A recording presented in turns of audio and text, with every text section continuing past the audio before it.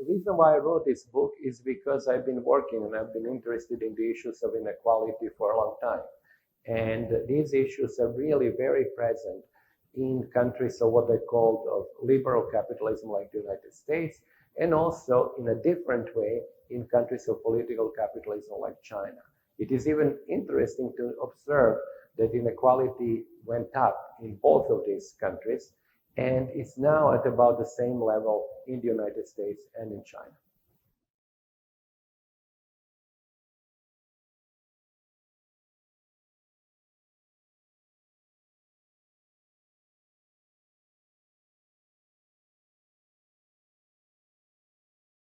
Yes, it is indeed true that actually in the countries of liberal capitalism we have xenophobic nationalist movements, movements that some people call populist, but we also have an increase in plutocracy in the power of the top 1%.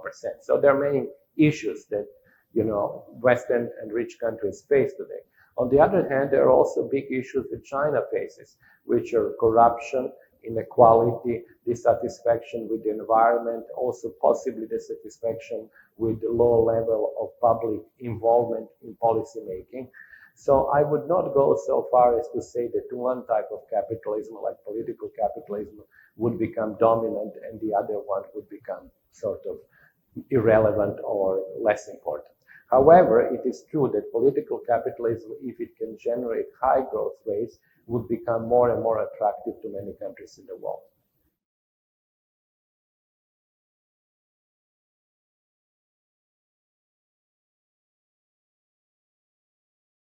Global capitalism indeed would also help the bottom billion because of the hopefully higher growth rates that it would generate.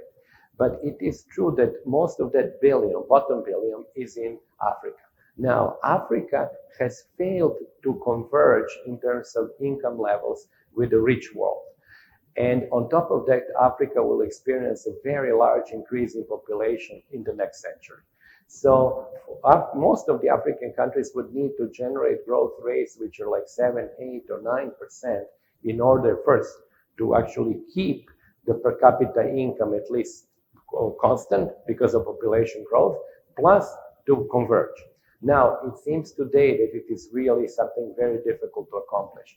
But on the other hand, we should remember the 1950s and the 1960s.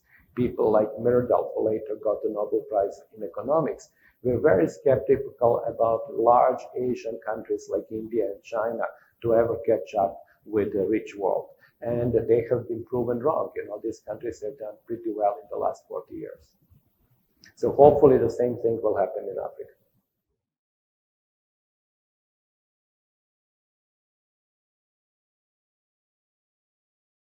It is, of course, difficult to compare the two systems of political and liberal capitalism in all dimensions.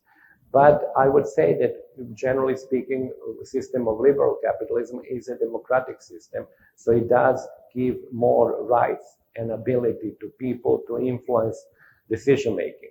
The danger in that system, as we said before, is a slide and movement towards plutocracy, where only the rich people would have an influence on policy making.